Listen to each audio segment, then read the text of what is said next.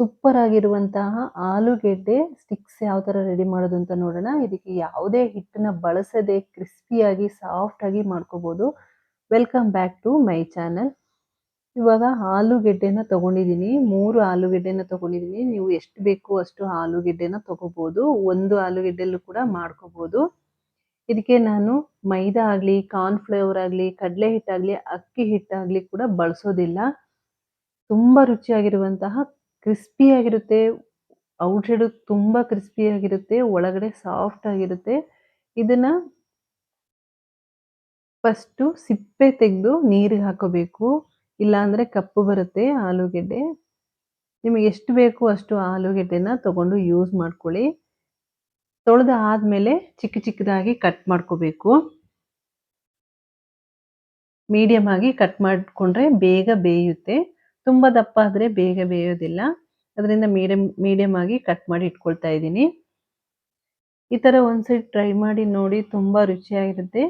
ಇವಾಗ ಎಲ್ಲ ಆಲೂಗೆಡ್ಡೆನ ಈ ಥರ ಕಟ್ ಮಾಡಿ ಇಟ್ಕೊಂಡಿದ್ದೀನಿ. ಕಟ್ ಮಾಡ್ಕೊಂಡಿರುವ ಆಲೂಗೆಡ್ಡೆನ ಬೇಯಿಸ್ಕೋಬೇಕು. ಇವಾಗ ನೋಡಿ ಪ್ಲೇಟ್‌ಗೆ ಹಾಕೊಂಡಿದ್ದೀನಿ. ಕಟ್ ಮಾಡ್ಕೊಂಡಿರುವ ಆಲೂಗಡ್ಡೆನ ಬೇಯಿಸೋಕ್ಕಿಂತ ಮೊದಲು ಒಂದ್ಸರಿ ನೀರಲ್ಲಿ ಕ್ಲೀನಾಗಿ ವಾಶ್ ಮಾಡ್ಕೊಳ್ಳಿ. ಇವಾಗ ಸ್ಟವ್ ಮೇಲೆ ಒಂದು ಪಾತ್ರೆಯಲ್ಲಿ ನೀರು ಇಟ್ಕೊಂಡಿದ್ದೀನಿ. ನೀರು ಚೆನ್ನಾಗಿ ಬಿಸಿ ಆದ್ಮೇಲೆ ಏನು ಕಟ್ ಮಾಡಿ ಇಟ್ಕೊಂಡಿದ್ದೀನಲ್ಲ ಆಲೂಗೆಡ್ಡೆನ ಬೇಯಿಸ್ಕೋಬೇಕು. ಆಲೂಗೆಡ್ಡೆ ಸಾಫ್ಟ್ ಆಗಬೇಕು. ತುಂಬ ಮೆತ್ತಗಾಗಬಾರ್ದು. ಚೆನ್ನಾಗಿ ಬೆಂದಿದ್ರೆ ಸಾಕು. ಇದಕ್ಕೇನೆ ಸ್ವಲ್ಪ ಉಪ್ಪು ಹಾಕೊಳ್ತಾ ಇದ್ದೀನಿ. ಉಪ್ಪು ಹಾಕೊಂಡು ಬೇಯಿಸ್ಕೋಬೇಕು ಆಲೂಗೆಡ್ಡೆನ. ಅಷ್ಟರಲ್ಲಿ ಆಲೂಗೆಡ್ಡೆ ಬೇಯೋಷ್ಟರಲ್ಲಿ ಅವಲಕ್ಕಿ ತಗೊಂಡಿದ್ದೀನಿ. ಅವಲಕ್ಕಿನ ಪುಡಿ ಮಾಡ್ಕೋಬೇಕು. ನಾವು ರವೆ ಎಲ್ಲ ಯಾವ ಥರ ಪುಡಿ ಇರುತ್ತೋ ಆ ಥರ ಪುಡಿ ಮಾಡ್ಕೋಬೇಕು. ಚಿರೋಟಿ ರವೆ ಇರುತ್ತಲ್ಲ ಆ ಥರ ಅದಕ್ಕೆ ಪುಡಿ ಮಾಡ್ಕೊಳ್ತಾ ಇದ್ದೀನಿ. ಚಿಕ್ಕ ಮಿಕ್ಸಿ ಜಾರ್ ತಗೊಂಡಿದ್ದೀನಿ. ನಿಮಗೆ ಅವಲಕ್ಕಿನ ಹೆಚ್ಚು ಕಡಿಮೆ ನೋಡ್ಬಿಟ್ಟು ಹಾಕ್ಕೊಳ್ಳಿ. ನಿಮಗೆ ಕಲಸುವಾಗ ಎಷ್ಟು ಬೇಕು ಅಷ್ಟು ಸ್ವಲ್ಪ ಸ್ವಲ್ಪ ಹಾಕ್ಕೊಂಡೆ ಕಲಸ್ಕೊಳ್ಳಿ. ಜಾಸ್ತಿ ಹಾಕ್ಕೊಂಡ್ರೆ ಗಟ್ಟಿ ಬರುತ್ತೆ. ಇವಾಗ ಆಲೂಗೆಡ್ಡೆ ಕೂಡ ಚೆನ್ನಾಗಿ ಬೆಂದಿದೆ. ನೋಡಿ ತೋರಿಸ್ತಾ ಇದ್ದೀನಿ. ಈ ಥರ ಪುಡಿ ಆಗಬೇಕು. ಬೆಂದಿರುವ ಆಲೂಗೆಡ್ಡೆನ ಫಿಲ್ಟರ್ ಮಾಡ್ಕೊಳ್ತಾ ಇದ್ದೀನಿ. ನೀರು ಬೇರೆ, ಆಲೂಗೆಡ್ಡೆ ಬೇರೆ ಸಪ್ರೇಟ್ ಆಗಿ ತಗೋಬೇಕು. ಇವಾಗ ಒಂದು ಪ್ಲೇಟ್ ಮೇಲೆ ಹಾಕ್ಕೊಳ್ತಾ ಇದ್ದೀನಿ. ಆಲೂಗೆಡ್ಡೆನ ಬಿಸಿ ಆಲೂಗೆಡ್ಡೆನ ಒಂದು ಪ್ಲೇಟಿಗೆ ಹಾಕ್ಕೊಳ್ತಾ ಇದ್ದೀನಿ. ಇದನ್ನ ಪುಡಿ ಮಾಡ್ಕೋಬೇಕು.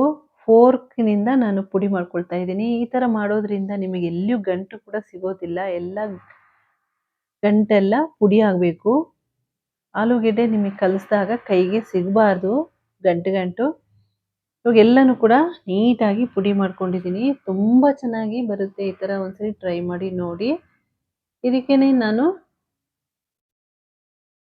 ಚಿಲ್ಲಿ ಫ್ಲೇಕ್ಸ್‌ನ ಹಾಕ್ಕೊಳ್ತಾ ಇದ್ದೀನಿ. ನೋಡಿ ಈ ಥರ ಸಾಫ್ಟಾಗಿ ಇರಬೇಕು. ಆವಾಗ ತುಂಬ ರುಚಿಯಾಗಿರುವ ಆಲೂಗೆಡ್ಡೆ ಸ್ಟಿಕ್‌ನ ರೆಡಿ ಮಾಡ್ಕೋಬೋದು. ಇದಕ್ಕೆ ನಾನು ಚಿಲ್ಲಿ ಫ್ಲೇಕ್ಸ್ ಹಾಕ್ಕೊಳ್ತಾ ಇದ್ದೀನಿ. ನಿಮಗೆ ಎಷ್ಟು ಬೇಕು ಅಷ್ಟು ಹಾಕೋಬೋದು. ಖಾರ ಜಾಸ್ತಿ ತಿನ್ನೋರು ಜಾಸ್ತಿ ಹಾಕೋಬೋದು. ಕಡಿಮೆ ತಿನ್ನೋರು ಕಡಿಮೆ ಹಾಕೋಬೋದು.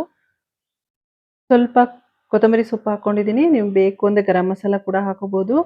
ಇವಾಗ ಸ್ವಲ್ಪ ಸ್ವಲ್ಪನೇ ನೀವು ಅವಲಕ್ಕಿ ಪುಡಿನ ಹಾಕ್ಕೊಂಡು ಕಲಿಸ್ಕೊಳ್ಳಿ. ಒಂದೇ ಸರಿ ಹಾಕ್ಕೊಳಕ್ಕೆ ಹೋದ್ರೆ ನಿಮಗೆ ಗಟ್ಟಿಯಾಗುತ್ತೆ. ನೋಡಿ ಹಾಕ್ಕೊಳ್ಳಿ. ಸ್ವಲ್ಪ ಸ್ವಲ್ಪ ಹಾಕ್ಕೊಂಡು ಕಲಿಸ್ಕೊಂಡ್ರೆ ಈ ಥರ ಬರಬೇಕು ಹಿಟ್ಟು. ನಾವು ರೊಟ್ಟಿಗೆಲ್ಲ ಯಾವ ಥರ ಕಲಿಸ್ಕೊಳ್ತೀವಿ ಆ ಹದಕ್ಕೆ ಬರಬೇಕು. ಇವಾಗ ಇದನ್ನ ಲಟ್ಟಿಸ್ಕೊಳ್ತಾ ಇದ್ದೀನಿ. ತುಂಬ ತೆಳುವಾಗಿ ಕೂಡ ಲಟ್ಟಿಸ್ಕೋಬಾರ್ದು. ತುಂಬ ದಪ್ಪವಾಗಿ ಕೂಡ ಲಟ್ಟಿಸ್ಕೋಬಾರ್ದು. ನಿಮಗೆ ಯಾವ ಶೇಪ್ ಬೇಕು ಆ ಶೇಪಲ್ಲಿ ಕಟ್ ಮಾಡ್ಕೋಬೋದು. ತುಂಬ ಟೇಸ್ಟಿಯಾಗಿರುತ್ತೆ. ಒಂದ್ಸರಿ ಟ್ರೈ ಮಾಡಿ ನೋಡಿ. ತುಂಬ ಕ್ರಿಸ್ಪಿಯಾಗಿರುತ್ತೆ. ಒಳಗಡೆ ಸಾಫ್ಟ್ ಆಗಿರುತ್ತೆ. ಮೇಲ್ಗಡೆ ತುಂಬ ಕ್ರಿಸ್ಪಿಯಾಗಿರುತ್ತೆ. ಇವಾಗ ಕಟ್ ಮಾಡಿ ಎಲ್ಲನೂ ಕೂಡ ಒಂದು ಪ್ಲೇಟಿಗೆ ಹಾಕ್ಕೊಳ್ತಾ ಇದ್ದೀನಿ. ಅಷ್ಟರಲ್ಲಿ ಎಣ್ಣೆನ ಕಾಯಕ್ಕೆ ಇಟ್ಕೊಳ್ಳೋಣ. ಎಣ್ಣೆ ಚೆನ್ನಾಗಿ ಕಾಯಬೇಕು.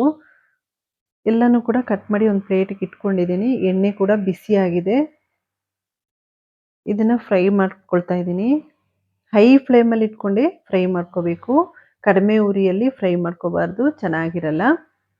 ಎಲ್ಲ ಸ್ಟಿಕ್ಸನ್ನ ಎಣ್ಣೆಯಲ್ಲಿ ಕ್ರಿಸ್ಪಿ ಆಗೋ ತನಕ ಹುರ್ಕೋಬೇಕು.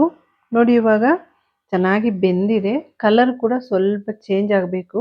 ವೈಟ್ ಇರೋದು ಸ್ವಲ್ಪ ಬ್ರೌನ್ ಕಲರ್ ಇಲ್ಲ ಯೆಲ್ಲೋ ಕಲರ್ ತಿರುಗುತ್ತೆ. ಅಲ್ಲಿ ತನಕ ಬೇಯಿಸ್ಕೋಬೇಕು. ಎಲ್ಲನೂ ಕೂಡ ಇದೇ ಥರನೇ ಎಣ್ಣೆಲಿ ಫ್ರೈ ಮಾಡ್ಕೊಳ್ಳಿ. ತುಂಬ ರುಚಿಯಾಗಿರುವಂತಹ ಆಲೂಗೆಡ್ಡೆ ಸ್ಟಿಕ್ ರೆಡಿಯಾಗಿದೆ. ಇದಕ್ಕೆ ಯಾವುದೇ ಹಿಟ್ಟು ಕೂಡ ಬೇಡ. ಅವಲಕ್ಕಿ ಇದ್ರೆ ಸಾಕು. ಮಕ್ಕಳಂತೂ ತುಂಬ ಇಷ್ಟಪಟ್ಟು ತಿಂತಾರೆ. ತುಂಬ ಕ್ರಿಸ್ಪಿಯಾಗಿರುತ್ತೆ. ಒಳಗಡೆ ಸಾಫ್ಟ್ ಆಗಿ ಔಟ್ ಸೈಡು ಕ್ರಿಸ್ಪಿಯಾಗಿರುತ್ತೆ. ಈ ವಿಡಿಯೋ ಇಷ್ಟ ಆಗಿದ್ರೆ ಲೈಕ್, ಶೇರ್, ಸಬ್ಸ್ಕ್ರೈಬ್ ಮಾಡ್ಕೊಳ್ಳಿ.